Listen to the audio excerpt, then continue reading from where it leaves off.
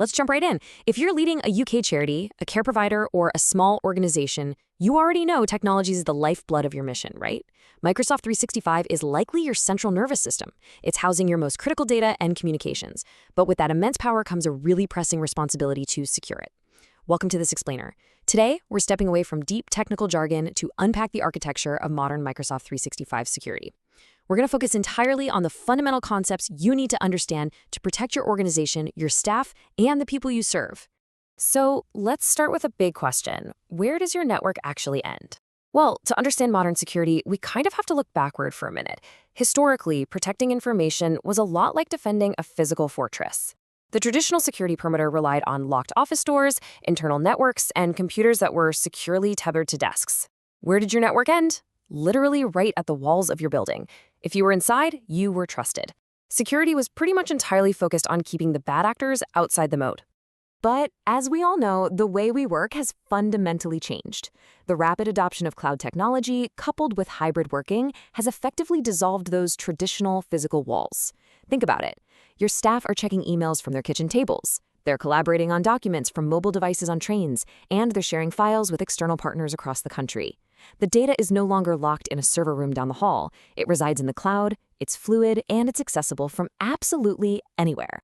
Because of this massive shift, relying solely on a traditional network boundary, it completely fails in a modern context. You just can't assume a login is safe just because it comes from a familiar IP address or a corporate office anymore. Your perimeter has shifted entirely away from the building. Today, your perimeter is defined by the identities trying to access your data, the specific devices they're using, and the applications they're connecting to. Trust can never just be assumed. It must be continuously verified. Which leads us to a rather uncomfortable truth. A valid password does not automatically make a sign-in safe. In the past, sure, the right password was the ultimate VIP pass, but not anymore. Malicious actors are out there using tactics like password spraying, basically testing common passwords against thousands of accounts, or they're leveraging credentials stolen in other breaches. If your organization is relying on passwords alone, a single compromised credential gives an attacker immediate, completely undetected access to your entire environment, and we definitely do not want that. So, to neutralize this threat, we absolutely must implement multifactor authentication, or MFA. And let me be clear, this isn't some optional extra. It is a foundational security control.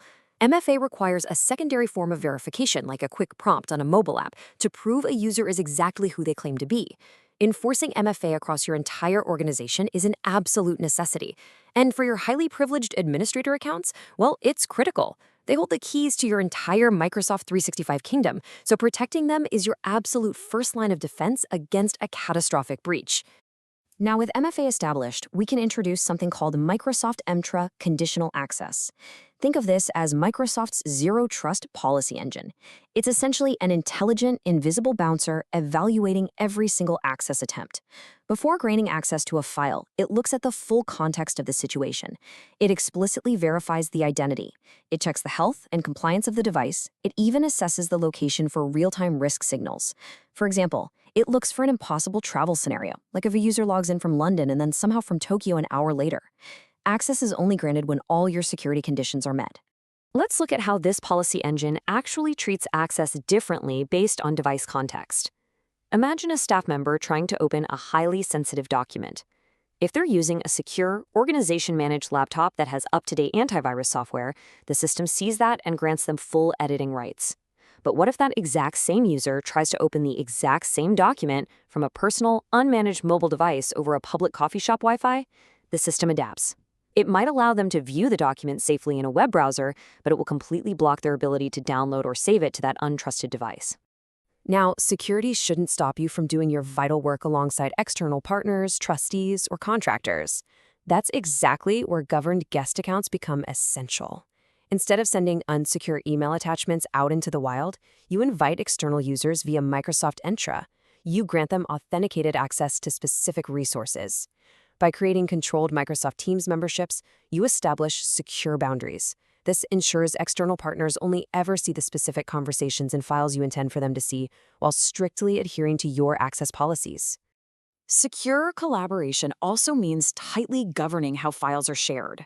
Uncontrolled file sharing is honestly a massive and often overlooked risk. If your staff are generating anonymous anyone with the link URLs, you're completely losing visibility into who is accessing your data. It's literally the digital equivalent of leaving a sensitive file sitting on a park bench. To govern SharePoint effectively, anonymous access should be disabled.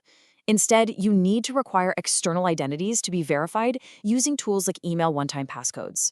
This ensures that only the intended recipient can access the link, maintaining a secure, really clear audit trail. Sometimes, despite our absolute best efforts, data needs to leave the immediate environment. That's exactly why we must focus on protecting the information itself.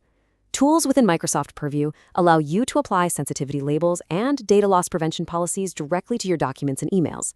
If a document is labeled as highly sensitive, it can be encrypted. What's brilliant is that even if that file is accidentally emailed to the wrong person or downloaded to an unauthorized device, the encryption travels with the file. Without the proper authenticated authorization, it remains entirely unreadable. Now, I need to stress that implementing these controls isn't just a set-and-forget project. It demands continuous active governance. Maintaining a secure environment means conducting routine access reviews to ensure administrators and guests only hold access for exactly as long as necessary. You must continuously monitor device compliance, oversee user permissions, and validate security alerts. And crucially, when staff leave the organization, you must execute immediate, governed offboarding processes. You need to instantly revoke access across all devices and applications to lock down your environment. I knew that looking at all these measures might feel a bit overwhelming, so let's take a breath. It is entirely possible for smaller organizations, charities, and care providers to apply these modern security measures in a really practical, proportionate way. You don't need a massive enterprise-level security operations center. By prioritizing foundational controls like enforcing MFA, blocking legacy protocols, and governing external sharing, you drastically reduce your risk. It's all about applying just the right amount of friction to protect your assets without ever preventing your staff from delivering on your mission. There is, however, one very important caveat we need to mention. The controls available to you depend entirely on your specific licensing and organizational requirements. Not every Microsoft 365 license includes every single security capability we've discussed today. Features like advanced conditional access or automated sensitivity labeling often require premium licenses, such as Microsoft 365 Business Premium or Entra ID P1 and P2. You must carefully assess your current licensing, identify your operational needs, and design a strategy that aligns perfectly with both your budget and your risk profile. As we wrap up this explainer, if there's just one fundamental shift in behavior and judgment you take away from this, let it be this. The perimeter has not disappeared. It has shifted to wherever identities authenticate, devices connect, and information travels. By embracing this reality, you can confidently govern your modern environment and empower your team to collaborate securely from absolutely anywhere. But it leaves you with a critical question to ask yourself today. When your staff log in tomorrow morning, are you truly certain of who is accessing your data and from where?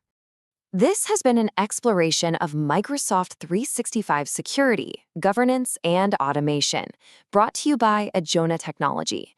Find out more at adjona.com.